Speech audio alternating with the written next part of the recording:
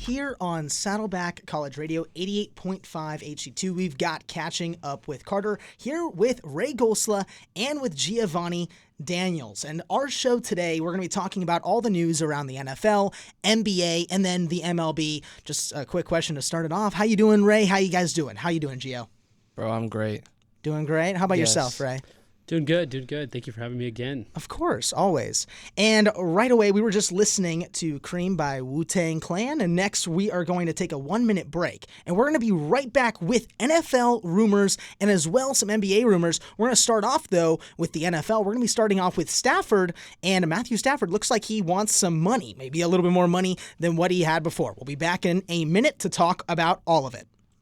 Hello and welcome back to Catching Up with Carter here on Saddleback College Radio, 88.5 HD2, and I am joined with Giovanni Daniels and Ray Gosla, and we're going to be starting off with NFL rumors right away. We know the NFL season, it's over, but there's so many rumors, so many things going around in this offseason. Combine's coming up, the draft is coming up, and I want to start off, and I'm going to direct it right to Gio. Matthew Stafford says that he wants the money. It says, during an appearance on Good Morning Football, NFL Network's Peter Schrager reported this is a money issue, and Matthew Stafford wants to be paid what he thinks he's worth. He wants to be paid more than $50 million. Right now, he is not even in the top 15 of quarterbacks at this moment. What's your thought? I mean, you said you love him. Does he deserve this much money? I mean, I'm not a great person to ask if he deserves that much money, but me as a person, as a human being, if he thinks that he's more valuable than what he's, being priced at right now, then, I mean, I can't really blame him. Is he going to get that contract? I don't know. But it is disheartening as a fan that he would leave for money, but I can kind of understand it. At the same time, it's like, don't you got, like, a lot of money already, He does. But he is getting to an age. He's getting older, so he's at the older echelon of quarterbacks. Yeah, I think it's more about since, he's, like, such a he's old. He's had a lot of, good years. I guess this is his payment for those past years. You know what I mean? I guess that would be what he would want from this. You know what I mean? No, definitely. I feel that Matthew Stafford's one of those quarterbacks. He does deserve it. I mean, he's played a great role for two teams. He played as the best quarterback for the Lions ever. I'm going to say that. And he's played as probably one of the best ever for the Rams. And moving over to Ray, I want to get your thought on this because at this point, he had a resurgent 2024 campaign. Played really well, got this team all the way to the playoffs. They lost, of course, but they lost to the Super Bowl champions, to the Eagles. So should he be paid this much? I definitely think he could be up there, but $50 million? I think he's an amazing quarterback. Like I completely agree with what you said. On the Lions, best. On the Rams, extremely good. And coming into this, he did have a good playoff run here. He's a solid quarterback. He's got targets. He makes it clear. He can play. The man can play ball. I say he has some leverage there. He can definitely get that leverage and probably get paid close to what he's asking for. I think it's actually fairly reasonable. It's definitely reasonable. His base salary right now is $23 million for this coming season, except he'll count $49.6 million on the cap already. So even if he gets this $50 million contract, there's also a contract talk right now with Brock Purdy for the 49ers, so there's also that talk going on. So we're going to see. I don't know where it's going to go. I definitely think Stafford's going to stay. I don't think he's going to leave. A lot of people are saying there's trade rumors, but we talked about it last week. The Giants, no way he's leaving for that.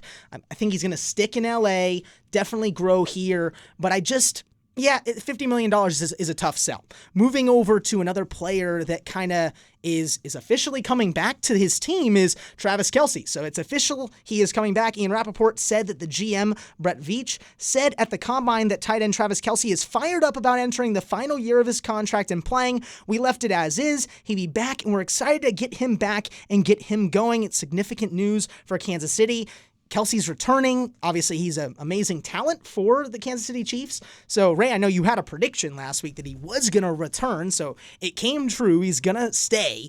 And, you said that there would be an impact there, that Travis Kelce coming back would have an impact. What type of impact do you see? He's an older talent. Will he still have that same type of impact? Is he still pulling away defenders for Mahomes? I think he is, even though he's a little older. Everybody says that, but he's got that talent. He's got that skill. He has that synergy with Mahomes. I think he'll still have an impact on the team. Maybe not as obviously not peak career, But no, honestly, I'm happy to see that he's back as predicted. I think he's at least got, as it says here, last year. Last year his contract. Yeah, so this is one where I think it's kind of go big or go home for him. But I'm glad he's staying. I'm glad Stafford's staying. This is good football news for me. No, it is good football news, and I want to go over to Gio because I want to ask you a question. What impact does this have on Taylor Swift and Taylor Swift and their relationship? Does this have any impact? No, because I was going to ask you that question too. I was going to be like, what does this mean for the legacy of Taylor Swift? You know what I mean? Yeah, what does this mean? Honestly, she's been a really supportive girlfriend. My bad. I get it. Yep. Apologies. She's been a really good girlfriend to Travis Kelce, going to all his games, going to the Super Bowl, bringing Ice Spice. Like, that's all the support you really need, Ice Spice.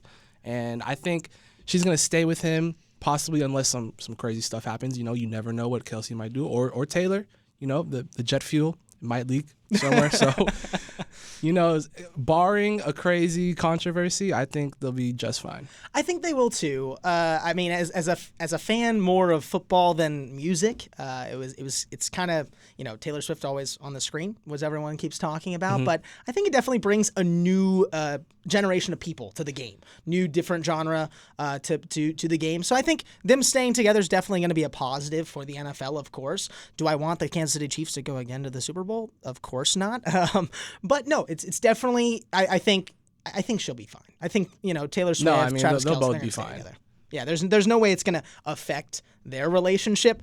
And going over to another relationship in the NFL, the Atlanta Falcons with Kirk Cousins, it's done. It looks like their ties are done. He had one good game this year. Me and Ray, we actually went to a Chili's and watched this game after we did all of our work. Yeah, Chili's. I got a triple dipper. Great game. Yes, it was a great game. And good triple dipper. Yes, and a good triple dipper. But Kirk Cousins, he threw like an amazing touchdown at the end of the game to win the game in overtime. I think it was overtime, maybe the fourth quarter. He did. He locked in.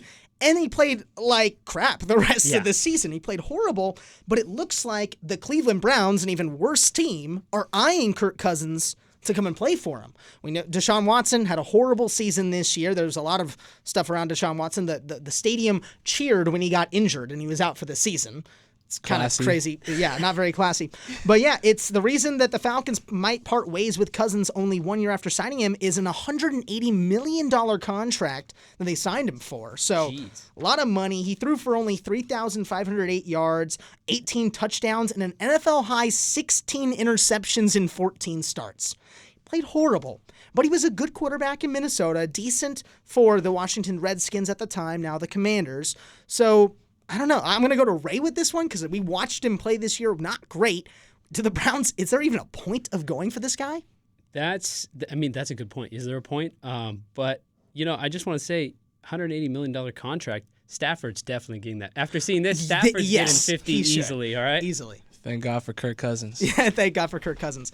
And yeah, I can't really see it. In my opinion, I just cannot see Kirk Cousins in a Cleveland Browns jersey.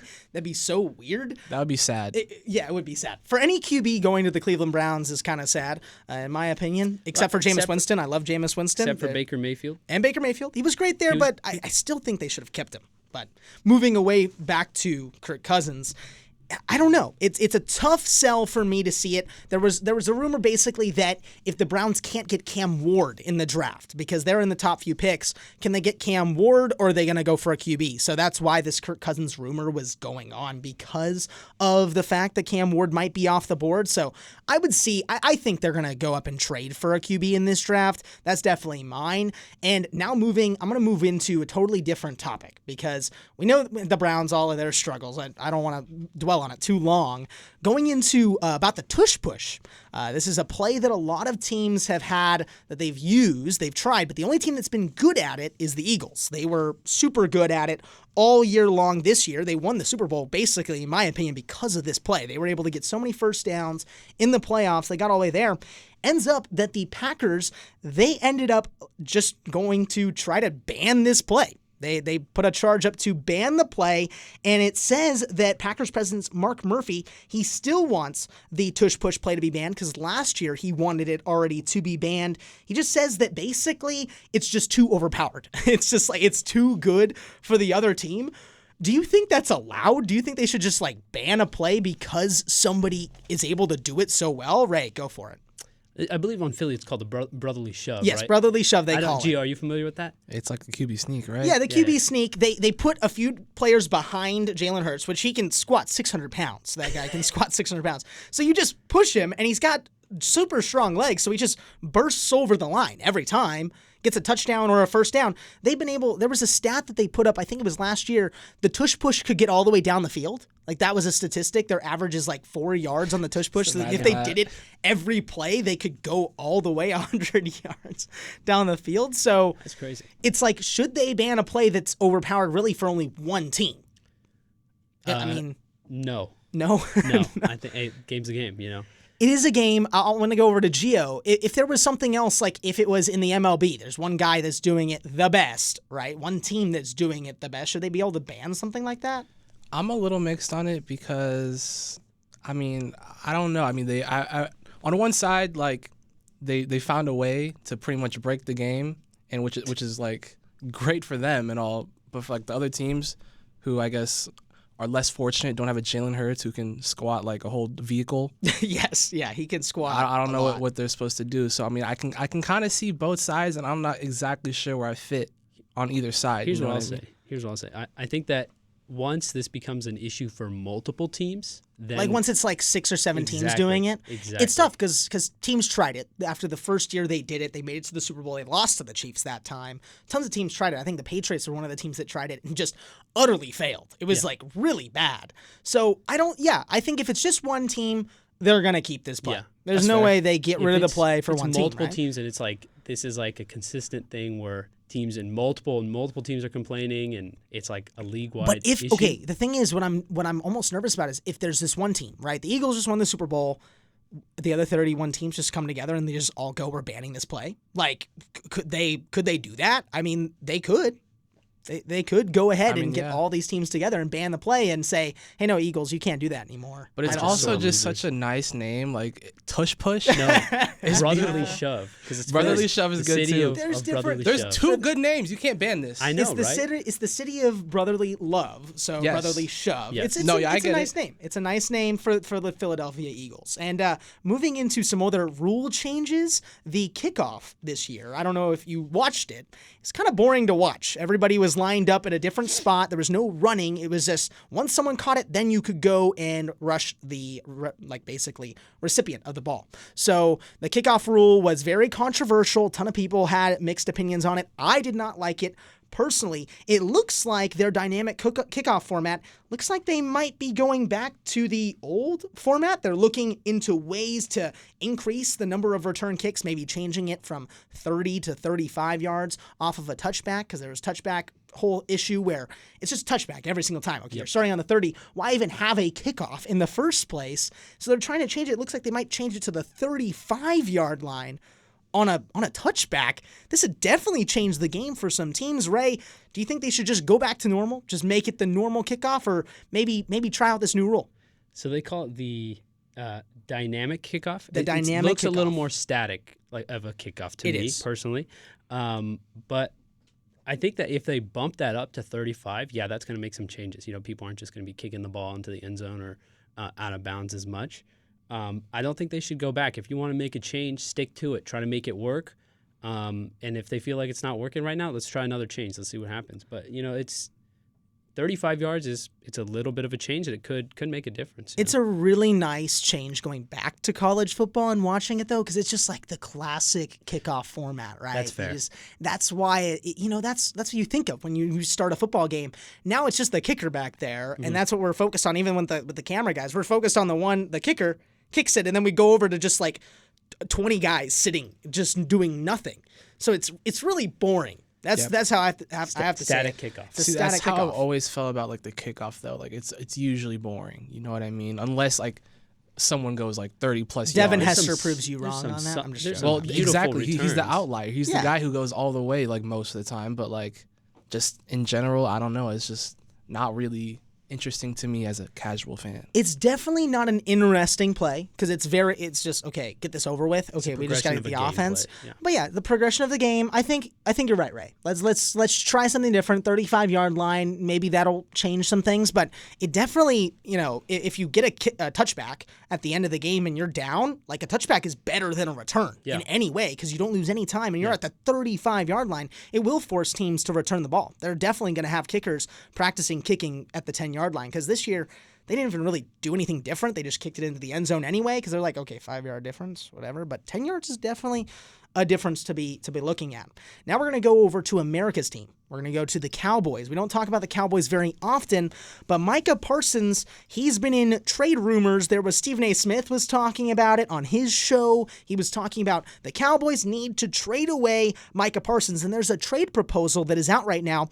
The Bills, they're in this trade right now. It looks like they would receive Micah Parsons, and in return, the Cowboys would receive James Cook, Dalton Kincaid, and a first-round overall pick in the 2025 NFL draft, and a number 30 overall in return to the Bills. I think this mock trade has to be created by a Dallas Cowboys fan because there's no way this would go through, correct? Ray, what are you looking at this trade right now? You're looking at me like, what is going on? Sorry, as soon as you said it, I was like, are you sure that's that? Are you This 100% was sure this was the trade proposal that was up. It was by a news source that's in Dallas, so it makes sense that they would try to make it Dallas centric. Right. But this trade makes no sense. No. James Cook is a wonderful running back. He's not as productive as he has been, but he's still solid. Not horrible. Dalton Kincaid, I think is this his first or second season on the Bills? I believe it was his first season. Right? It should be his second this coming season. Got it. So he's a rookie. Yeah. Could have had the best catch of all time. I'm still thinking about that. Good tight end. Yeah, solid, great tight right? end. And then the first round pick too. I mean, it's a lot to ask, but you got to remember how good Micah Parsons is on the other side. Micah Parsons is a game wrecker. He destroys other teams. And the thing that I don't understand about this trade, one of the things, is they have the running back, James Cook. Now, James Cook only had a little bit over 1,000 yards this year. And the Cowboys running back, Rico Dowdle, who no one really knows about, had over 1,000 yards this year as a running back, which is a very good statistical season for him. So I don't know. It really doesn't make sense to me very much, this trade at all. So I don't really know. Cowboys are one of those teams that would make a trade like this, but the opposite. Like they would trade Micah Parsons and a first round pick and another player for just James Cook, because that's just how Jerry Jones is, the owners.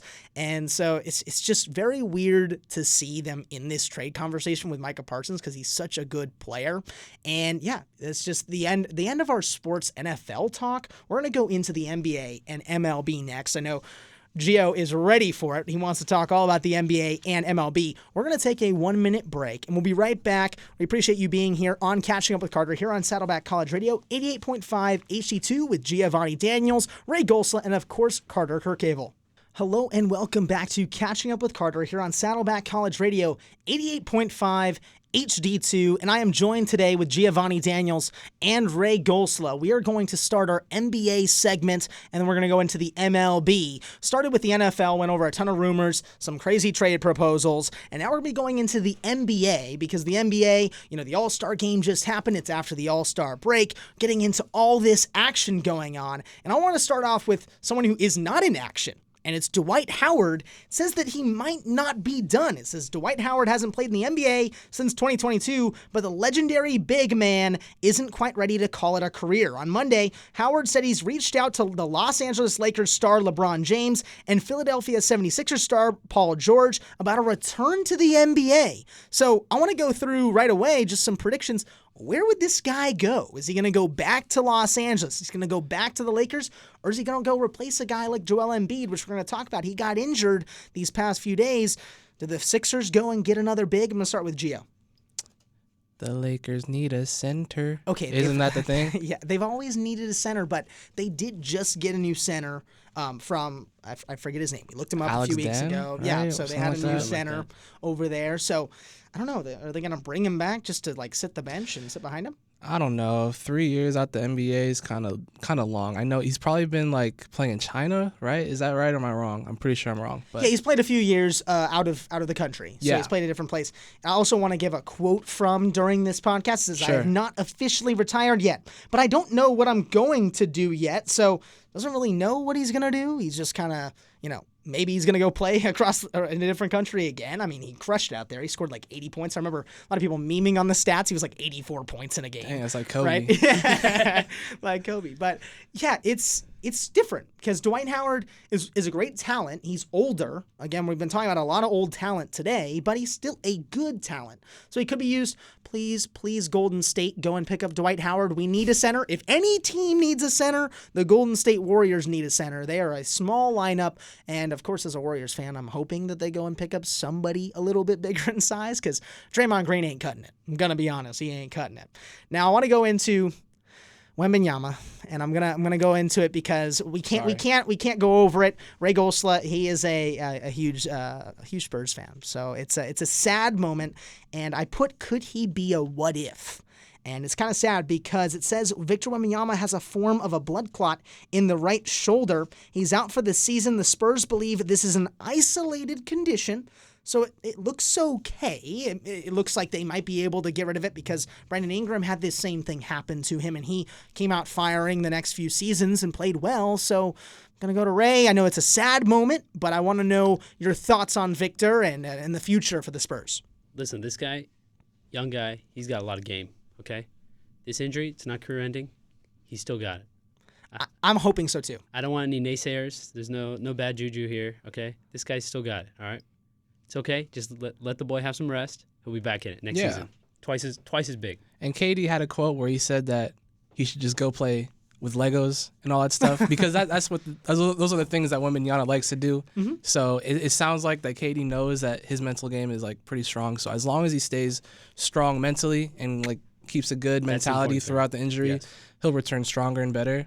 But if this is not an isolated incident, then I could definitely see Victor Wembanyama being a what if. It's really sad because one of the biggest talents, Derrick Rose, was one of those players that was so great, and he's a what if talent. Like a lot of people thought he would be the best player of all time. That was what people were talking about, like the GOAT conversation, and then he got injured and it was done. And Victor is one of those talents. He's so fun to watch. He's just, his frame he's super tall, strong. He even got stronger this season. I actually just finished the show on Netflix, The Court of Gold, where I got to watch a lot of France and their team. Is that the Olympics one? Yes, the Olympics I'm in the show. Middle of watching that. Very great show. Finish it up, Gio and Ray. If you haven't watched it, watch it. But no, it's awesome to see because Victor really leads the team. He really leads the team. They do have their own captain over in France, but he really, really wanted that gold. Obviously, I would too, but it's really nice to see a player that young being a leader, and it'd be really sad to see him kind of drop out of the conversation of being such a good player if this injury turns into a what-if situation. And I'm going to go into more sad news now, over for Ray again for the Spurs. Says Mr. Popovich, Coach Popovich is unlikely to return for the rest of the season. San Antonio Spurs head coach Greg Popovich is not expected to return to the NBA this season, according to ESPN's Shams Charania. Popovich has not coached since suffering a stroke in November. His future is uncertain as he recovers, according to Charania. And he's 76 years old. He's an older guy, great legendary coach for the Spurs. How does this also affect the Spurs season? You know, the Spurs they've been through some hardship, okay? We had Kawhi get upset and not want to play after the coach's wife died. It's a horrible situation there. Coach kept going.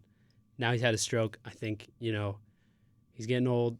It might be time for him to move on. Unfortunately, I think it is. What if this is his last love, Like you can't let go of that, you know what I mean? I know, but I see it. It's his time. He needs to rest, man. He can't be at that age with everything he's been through and the legacy he's had. He has every right to retire. One of the solutions I see is putting Popovich, give him a good role in the front office. Give him a good role in the front office. Why not? Give him a good front office GM role, a GM role, maybe assisting the GM, get a new younger coach in and try it janitor. out. That's not janitor. But that's probably the best. That's probably the best situation. He stays right? with the team, he's And even if he retires, I don't think he's going to be left out of the team. I think he's still going to be a big part of the Spurs. Even as a corporation, we'll say it from a more of a money-making standpoint. No, definitely. Greg Popovich, legendary coach, and it's sad to see though. Obviously, any legendary player, coach, seeing them kind of have to leave the game for any other reason than not wanting to be there is definitely a sad sight to see. We're gonna for Texas basketball. Oh, man, definitely a bad month for Texas basketball. Rough time. It has been because we're gonna go into Luka here in a little bit because Luka he went off against the Nuggets. We're gonna skip about Joel Embiid. We'll come back to him. We're gonna go right into Luka because he was only averaging 14.7 points in his first few games, and then he went to Denver to play his buddy Nikola Jokic, and he scored 32 points, grabbed 10 rebounds, dished out 7 assists, and stole 4 passes while leading the Lakers to an 123-100 wipeout of the Nuggets. Obviously, the Nuggets are an amazing team in the Western Conference, and it's awesome to see Luka do well. You think this is going to continue? It's great to see. And, I think it's going to continue. I thought so much that I put a parlay down for tonight. Oh, you did? That he's going to get more than 50 points. Who do they play tonight? They play the Mavericks. Oh, they do? Oh, sorry. This is the rematch game. I apologize for tonight is the big night, which is why I had to go on the underdog and pick up a parlay, and I have him higher than 49.5 points. That is a crazy bet. What is the payout? I gotta know. What's the I'm broke, so 200. I only put in $8. Hey, that is a great. You know what? Maybe we need to go in on this, right? Okay, he has to get 50 points. 50 points is crazy, but against his former team, maybe he wants it. He's gonna do it. He's gonna do it. I'm saying it here first. He's gonna do it. Hey, it'll be exciting to see tonight if he can definitely get that type of game again going. And I mean, he's an amazing talent. He was one of the robbed MVPs. He was a 40 points per game player and didn't win MVP. It's crazy. I just still can't even believe it looking at those stats from him a few years ago. Yeah. I mean, they were calling him fat, and he was still putting up, 30 points, 40 points last year. I know. And, so, I mean, I'm not worried about this guy at all. This is the easiest $200 ever made. Okay. I like the confidence. I like the confidence, but I'd be a little bit more skeptical. Now, going into JJ Redick, because he downplays the Luka versus Mavericks matchup, it says, obviously he's facing his former team. He'll be playing them tonight, and says, I think he'll be fine, Redick said of Doncic, and it says, every day that he's been with us, it's becoming a little more normal. I've been there the first time you play your old team, particularly this close in time duration. It's going to be weird, but he'll be okay. I think he'll be fine. I think he's definitely going to have a little bit of revenge maybe against him. Where are they playing? Are they playing in They're playing here at LA. Okay. In LA, probably the most expensive tickets ever sold to go to a Laker game. It'll be exciting to see tonight. I do think he'll play well. I think he'll play well. Maybe not 50 points, but at least 30. I think he'll drop 30 points at minimum tonight. No, he's dropping 50, right? He have to say he drops 50. I need to get rent. Predictions. Oh, I need this. Okay, guys, we do not support gambling on Catching Up With Carter. Yes, if you have gambling issues, hit up 1-800. Just I don't know the number. Yeah, we don't know the number. There's a PSA for that. There is a PSA for that. So cue that up. We may have to. I may need that actually. Okay, Gio. Let's we'll get go you help back. later. Let's get back on track. Okay, we're all good. We're gonna go to Joel Embiid now because we're gonna go away from the whole Lakers and all the Luka talk, because that will be talked about for weeks, right? We could talk about it for years. Probably. Now, decades. probably.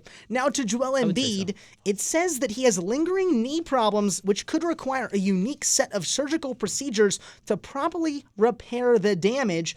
So he's an MVP talent. He beat out Nikola Jokic for an MVP. What does this say for the 76ers? Do they have a chance for the rest of the season without Joel Embiid? Gio, what's your thoughts on this? I don't have many thoughts because I don't really follow the 76ers, so I apologize. But I know Joel Embiid is a big player, like a superstar, and so not having a superstar like that is definitely going to ruin their chances of making the play. I don't know where they're at in the standings right now. Do you know? They're not super high. They're more like middle of the ground at this moment in time. So they're still fighting for a spot, and it's tough without Joel Embiid. He's an amazing talent at center. It said he's been playing very off and on because he doesn't play every night because of these injuries that he has. So I mean, it makes sense that he was doing that beforehand. A lot of people were talking about it at the beginning of the season because they were like, "Why is Joel Embiid not playing tonight?" But makes sense now that he's going to need surgery probably for his knee. They've got some great talent. Maxi's really good over there. So, I mean, it's going to be, at this point, it says Hayes noted, doctors have said some of these procedures could require between 6 months to a full year of rehab before an athlete could return to game action. Fans are not going to like that. Definitely not. It's hard to have a player that's so talented, an MVP type talent, and going to have to sit out for probably an entire year or at least 6 months. So that really eliminates the 76ers in my mind out of the playoff contention at this moment. Now I want to go back over to Gio's comments earlier. He was talking about how – no, you didn't say anything bad. It was about Luka and talking about his weight. Now, there was a lot of news about Zion Williamson these past few years about his weight because he got up in weight a decent amount, and he was at 284 pounds at one point. Fellow big boy. He's a big guy. But it ends up right now he's currently weighing in at 264 pounds. So he dropped 20 pounds during this season. It's crazy that this is news that a lot of people are talking about because it's like, his weight is news. The guy lost weight. But, he did lose weight. He's an amazing talent over for the Pelicans. And if he's able to keep this talent going, because he's got some great talent from, even at 284 pounds, he was playing amazing. It's the same as what you were talking about, how Luka, even at the size he was, even though he's not that big, right? He's still playing great. So Zion Williamson, can the Pelicans make a run? I'm telling you guys, if we can get him down 244, monster. But the thing is, 244 is too tiny. No. That's the thing. I think we'll settle for 250. Okay. Even. All right. Now that we're betting on his weight. Okay, let me put a parlay on no, this. don't put a parlay. Is it going to go up next week or down? Don't put a parlay on his weight. Where's that PSA? No, we need the PSA now. Okay, I'm just joking. But Williamson, just it's a tough look because over and over again it's been about his weight. Everyone's been talking about his weight, and even talked about in his contract, he must keep his combined weight and body fat percentage below 295 to guarantee 20% of his salary. That's crazy. It's crazy. It's crazy. So I got to know, from your guys' perspective, is this even, okay? I don't feel like this is an okay contract to have weight.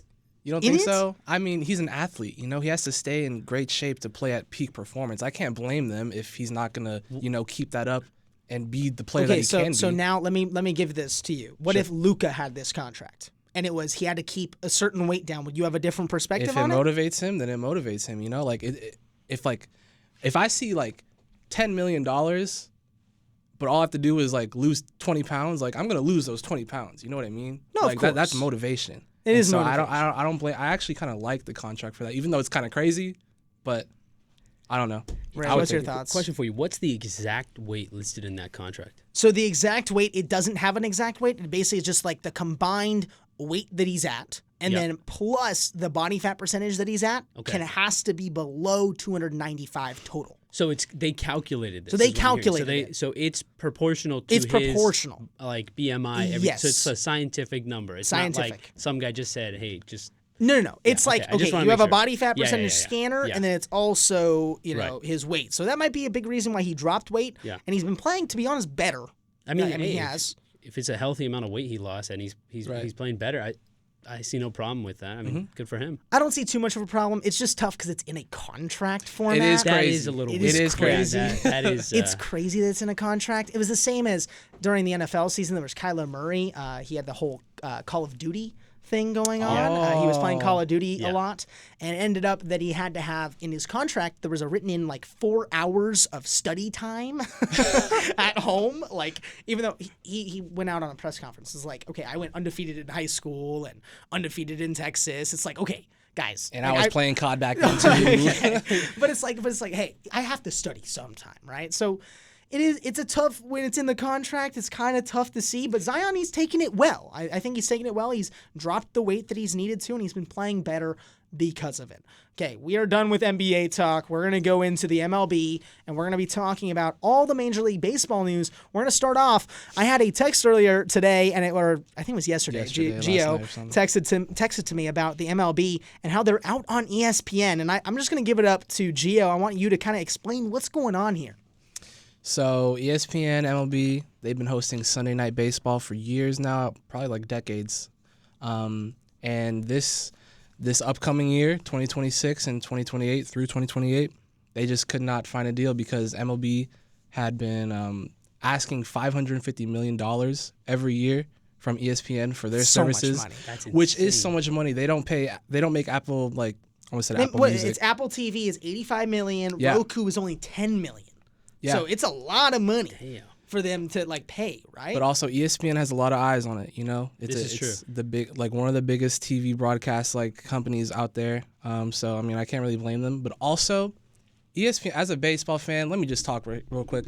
As a baseball fan, they've grabbing the mic. never, you know, like I've never seen all the shows that I used to watch back then, like Baseball Tonight. Those are gone, you know. And haven't ESPN updated has been anything. slowly just shifting out all their MLB stuff in favor for NFL, NBA, which is cool. But as like that's sad, you know. Like MLB is still a popular sport, no? Oh, it definitely is. It's definitely a popular sport. I think in the younger generation, it's a little bit less. No, in my yeah, for opinion. sure, for sure. A lot of my friends just don't watch it But because they a think part it's of that boring, is but- also because ESPN just like stopped really caring about baseball, and so I can is a kind of thing. understand why MLB, you know, just said, you know what, whatever, we're not going to do this. We don't need you guys anymore. Yeah. Do you think that they're going to look into doing? Because I know they've done what is it, Bally Sports? They've been on for a while too. That's Do you think- FanDuel Sports now. Oh, FanDuel. Sorry, my Yeah. apologies for even. Come on, Yeah, they got bankrupt. So Oh, okay. Okay. So FanDuel Sports. Are they gonna go into like their own program? Like, how are they gonna find a different person for these Amazon? next few years? Amazon? maybe. It Amazon? could possibly be Amazon. I mean, I don't know. As I see it right now, there's just going to be no Sunday Night Baseball. Oh, wow. You know? But Well, it says right here that they're gonna continue the broadcast Sunday Night Football or Sunday Night Baseball. Sorry, see, I'm even mixing it up, as well as the wild card round of the playoffs this season, still on ESPN. So just this season going on. So. I mean, obviously, it's going to have to go somewhere else, and someone's going to pick it up because that's a So- lot of money to be made. I have a question. Does Fox have a contract with the MLB? I think for like playoffs, like the World Series, Yeah, but I'm definitely not. not. I don't sure. think anything like in season. Okay. Right.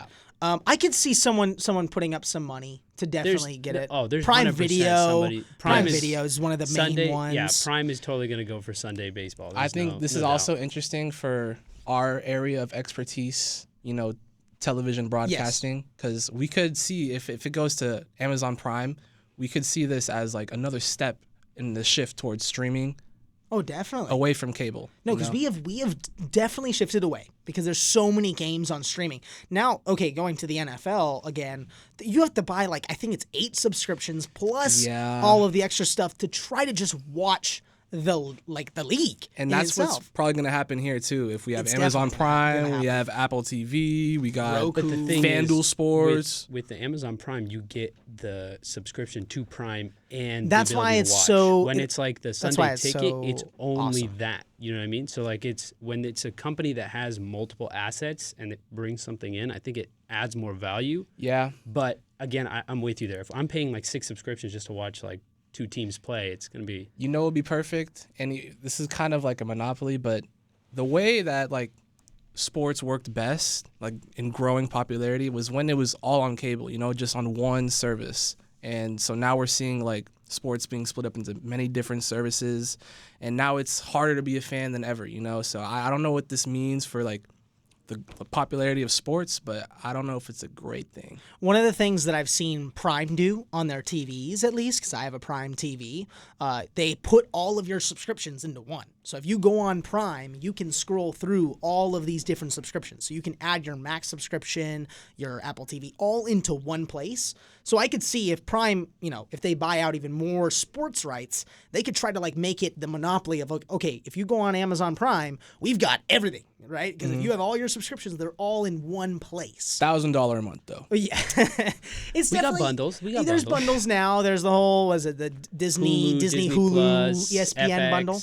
So there I think are there's a couple those other- those bundles going on. And now I want to transition away from all the broadcast rights and all of that. I want to go to I'm going to go to a rule change and a different rule change in one of the teams. And Gio, you also sent me a text about this. This is the fun. Yankees, they got rid of their facial hair rule. So they got rid of it, and so it looks like that, you know, the Yankees players are going to be able to grow out a beard again. So, Gio, again, I'm going to let you lead it because you want to talk about it. This is great news for all Yankee players, all future Yankee players. They have been nerfed their looks have been nerfed for They've been nerfed forever Oh, because they haven't goodness. been able to grow beards. And I think this is great. I don't know if it's great for the sport, but I think it's just great in general. It's just great in general. Yeah, like yeah. I think it's just a fun little news topic to talk about because like this is like an old rule. Like I don't know why the players like keep this up so much. Tradition.